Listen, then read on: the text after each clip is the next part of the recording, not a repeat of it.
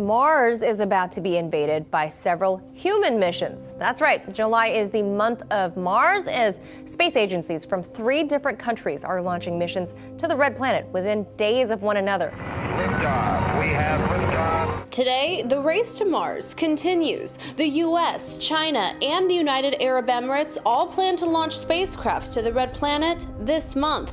The 3 countries apparently taking advantage of the favorable alignment when the Earth and Mars are closest, which is about 34 million miles apart. But if they miss their 2-week launch windows, they'll have to wait until September 2022 for another chance. Planet Earth only gets the opportunity to launch to Mars every 26 months because that's when Earth and Mars are aligned such that you can cut down on travel time and take the minimum amount of fuel and energy to get there. While China plans to send its inaugural Mars probe, a small remote-controlled rover, between July 20th and July 25th, the UAE is set to launch its first spacecraft, called Hope, to circle Mars on July 15th. And if successful, it would be the first Arab country to visit the red planet, joining an elite club of nations that have studied the Martian atmosphere. This mission to Mars is really for the hope of the Arab world and sending them a message to say you can be better, you can improve your country, you can reach where you want.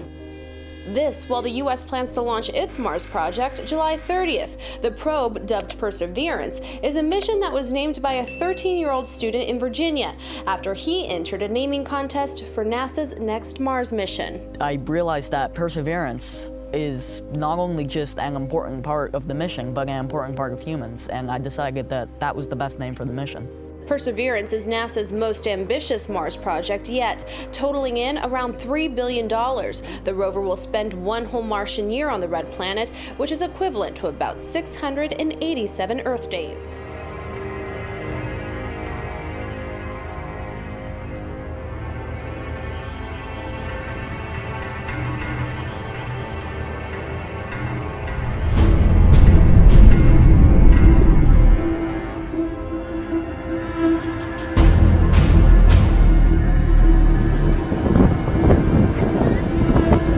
Están sacando a una señora que se quedó atrapada con lo de... ¡Qué bonito! ¡Qué bonito!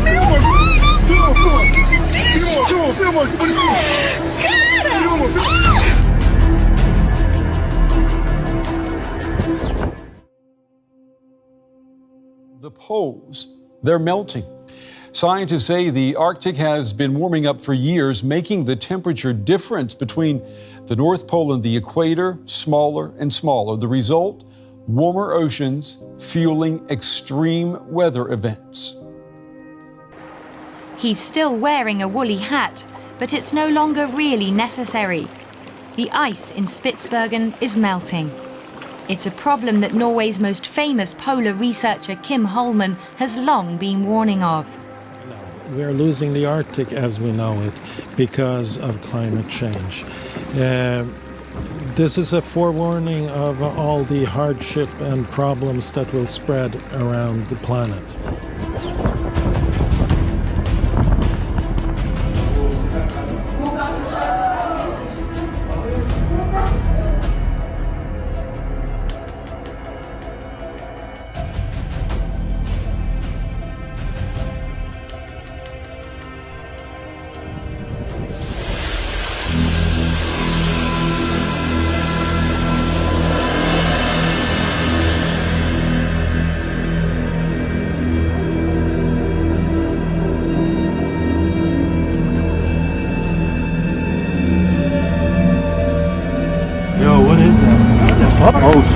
That does look like a plane. Oh, that is a plane.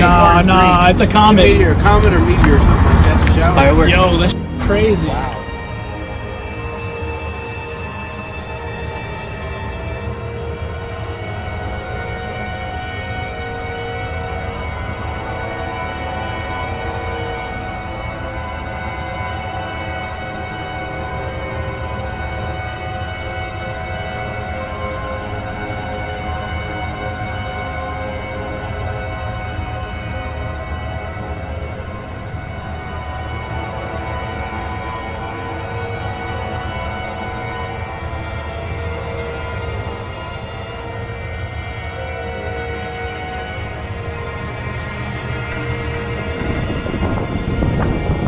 ए मुसु मुसु मुसु नहीं ठाप कर काम करो मुसु क्यों सदिल क्या किया रे ए half करो भी क्या किया रे सदिल वहां ए क्या भी नहीं रे चले तो गाड़ी ए क्या भी नहीं ए मुसु क्या किया मुसु मुसु मुसु मुसु मुसु मुसु स्टॉप करो मुसु स्टॉप करो मुसु ए मुसु स्टॉप करो मुसु मुसु ए शैतान शैतान ए स्टॉप करो Vias do vigor.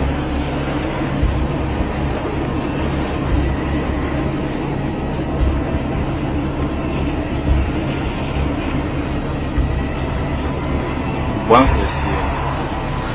Так, это сейчас станет. Так что это было.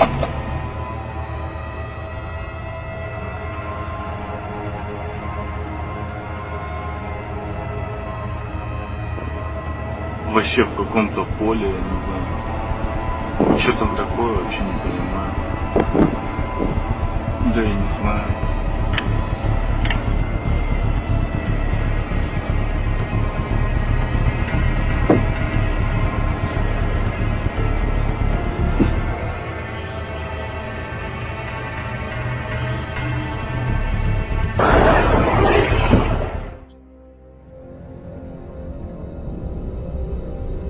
Astronomers say they're hearing signs from deep space. They're not sure what they are. It's only the second time in history they've heard these signals, and they're not ruling out aliens as the cause behind it. So they're a bit of radio noise that goes right down the radio dial. It's like a slide whistle. If you could hear it, it would be like that, but in a tenth of a second or less, an eye blink.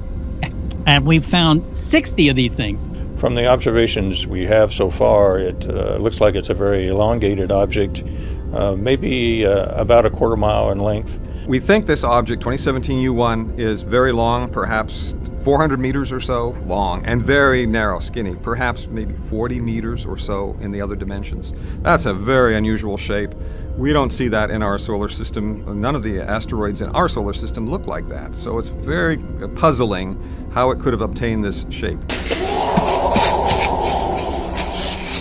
Holy cow.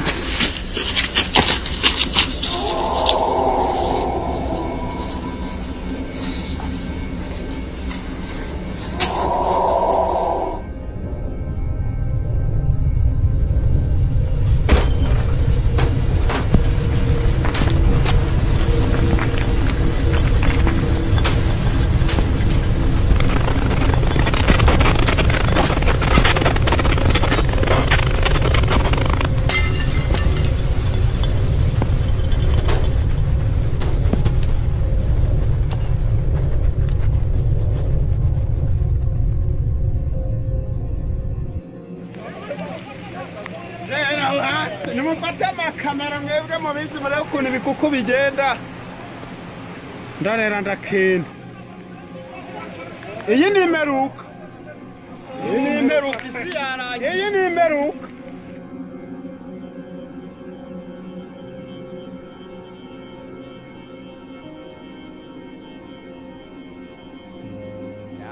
To the state of emergency in California, where the governor is asking the White House for help after the largest earthquake in Southern California in 20 years. Meanwhile, people on the ground there bracing for more aftershocks and the possibility of an even larger quake. ABC's Marcus Moore right there in Ridgecrest. Marcus, good morning to you. California on edge overnight as residents try to recover from back-to-back violent earthquakes. Get under the table, get under the table. Oh my God. While still bracing for aftershocks. I was screaming for my husband. It was pretty scary with all the water coming out. The shaking so severe, watch this woman struggle to get up. Thousands evacuating in the wake of the 7.1 magnitude quake that rocked Southern California, leaving thousands without power and many homes in shambles. We all, I think, have a unique role and responsibility to prepare individually to be prepared for the next earthquake of magnitude even greater. We're making sure that nothing is going to come down in the studio here. And it is going for quite a bit, everybody. It continues this is a very strong to rattle earthquake. Pretty strong here. 8:21 here on the air. We're experiencing very strong shaking. Wow. I think we need to get under the desk. All right, we're going to go to break. We'll be right back after this. Wow.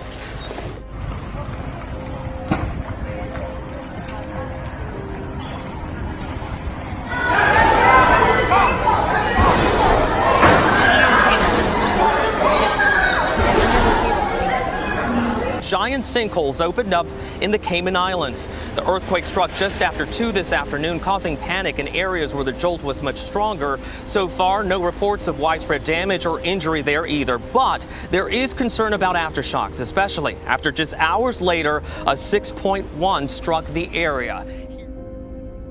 Deadly tornadoes sweeping through one of those Super Tuesday states, Tennessee. At least 2 tornadoes touched down, including one that caused heavy damage near downtown Nashville. We're learning that at least 7 people are now confirmed dead in the metro area. Emergency crews are dealing with about 40 collapsed buildings. Oh my God. The tornado filled the sky as it churned across Tennessee's state capital just before 1 a.m. Lightning and power surges were visible, leaving tens of thousands without electricity.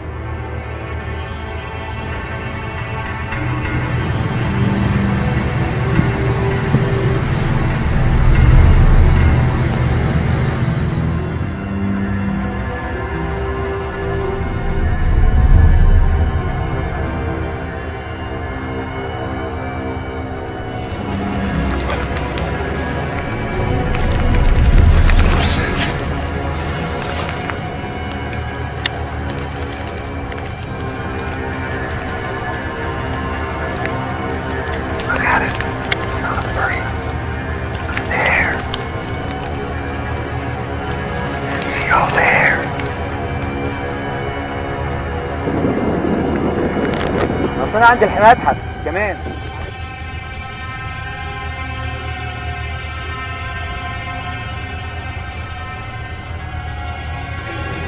I'll be right now. You can stay here.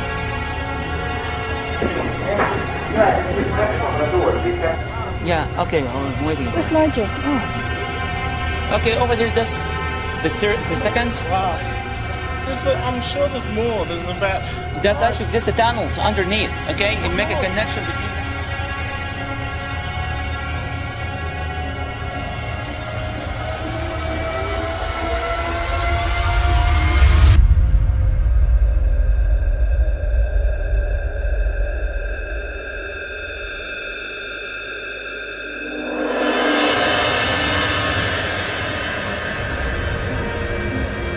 Well, as you've heard Yusuf say, the box and the lid, of which there are more than 20 of them, each one in its recess, weighs about 100 tons.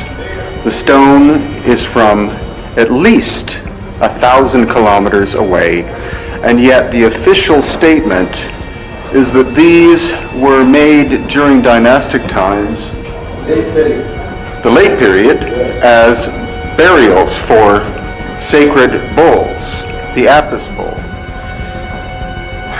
However, the level of tolerance and engineering and finish in this incredibly hard stone, which the dynastic Egyptians did not have the tools to shape it, tells us that we're looking at an older construction than what Egyptologists say, and put into place underground here and finished would have been using forms of technology that not only the ancient dynastic Egyptians did not have, but that we also do not have to this day. We are at the famous site of the giant footprint here near Mphaluzi in South Africa. I don't know of any other example of a footprint in rock that is as amazing as this.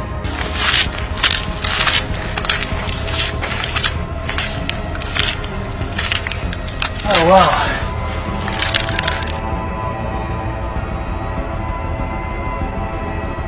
So imagine if we turned off this light now, we're not going to be even able to see our palms right ahead of us. Right. So imagine that you are actually doing this, the challenge of this work in the dark. What you're going to be using? A flame There is no even markings of anything dark, and there are no openings in the ceiling.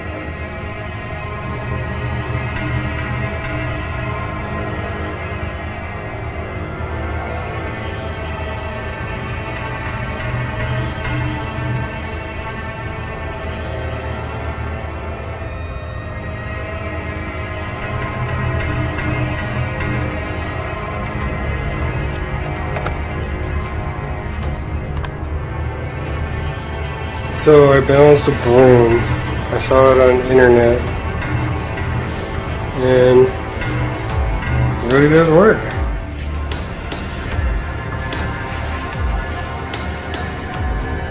Seriously.